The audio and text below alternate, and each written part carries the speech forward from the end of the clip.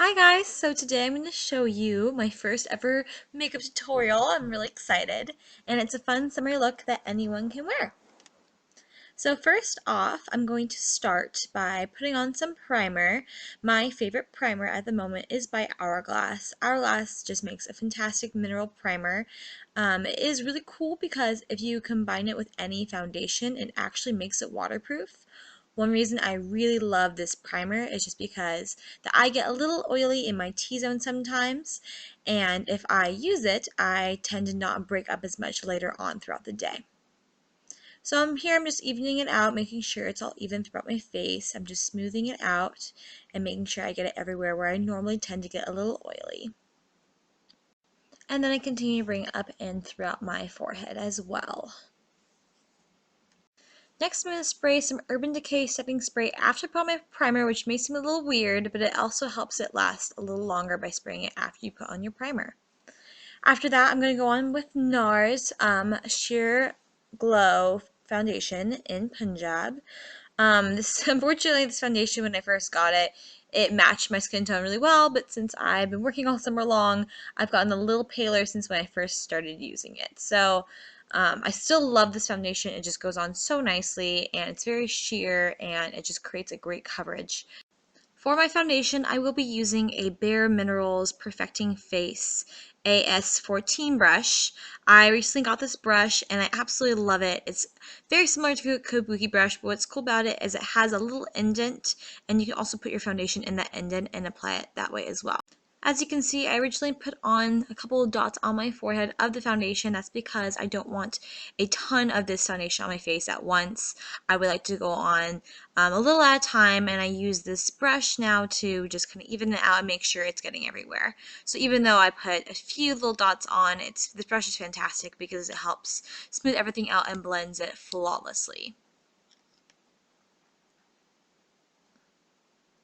I'm also going to go down through my neck because, as I said earlier, my skin tone is a little bit lighter than it was when I first got this foundation.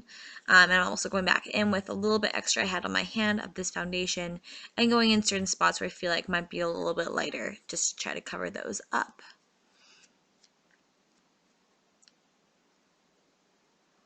I'm just smoothing it out one last time.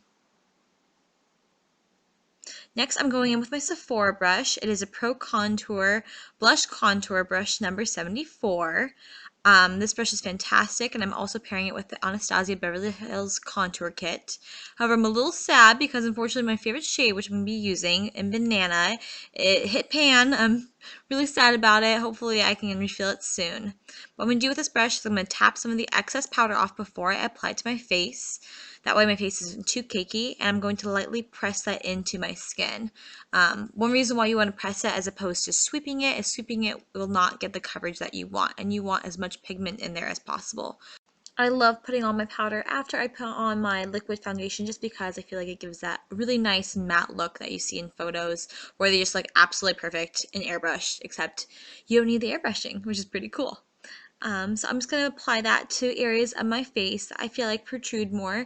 That's what you usually want to do with lighter colors, as you want to when you're contouring, is put them in places that stick out a little bit more, just to really overemphasize the angles of your face. So I'm adding that to the bridge of my nose, up through my forehead, and also you saw earlier around my cheekbones. Next I'm going to go in with this darker shade, and I'm going to use that color as my contour. I'm using the same brush, tapping it off real quick, and as soon as I tap it off, I'm going to lightly pat that into where my cheekbone is, just to kind of emphasize it. I'm going to start off by patting it really to make sure that pigment gets in the right spot, and then afterwards I'm going to sweep that once that pigment is in place. I'm sweeping it now just to make sure everything is blended. As you can see, after I patted it in, that pigment doesn't really want to move that much, which is fantastic. So I'm just sweeping that around, making sure that it looks nice and even and blended, so we don't have that awkward, like, drag queen looking streak on your face. But the colors in this palette are amazing. If you haven't got one yet, you should definitely try to get some of these pigments. They're amazing. Anastasia did a fantastic job. And I'm going to continue on the other side of my face, doing the same thing where I'm patting it first, and then I'm going to continue sweeping with my brush. As you can see, I'm pressing harder when I push down the pigment into my skin, and when I'm sweeping it, I'm going a little bit lighter just because you want to make sure that gets blended.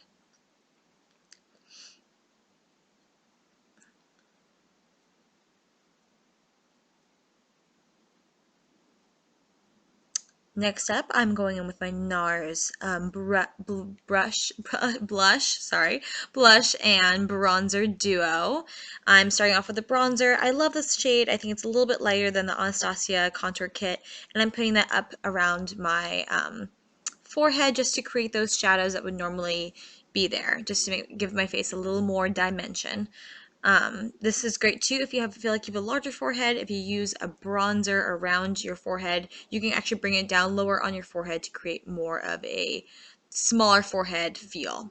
I'm also taking this around my jawline just to really emphasize, again, when you're contouring, you really want to emphasize the angles of your face. Next, I'm bringing my blush. I'm going to sweep it where I had my contouring earlier, and I'm also going to bring that up around my cheek area and into where the apples of my cheeks are. I like to smile when I'm doing this just so you can see when you do smile, just to make sure you have that rosy part right where you smile, because it helps emphasize your smile. But I absolutely love this shade. This color is actually called Orgasm, funny name, but this is a perfect blush. I would recommend it to anyone. It's just a beautiful, beautiful shade. And lastly, after my contouring and my blush is done, I'm going to go in with the highlighter from the Anastasia Beverly Hills kit. This is a fantastic highlighter, and I love to just put this around the highest point of my cheekbone just to kind of give it a little bit of a shine. So I'm going to apply that after I brush it, tap it off around my cheekbones, my nose area, and a little bit above my upper lip, just to give my upper lip some dimension as well, to make my lips look a little fuller.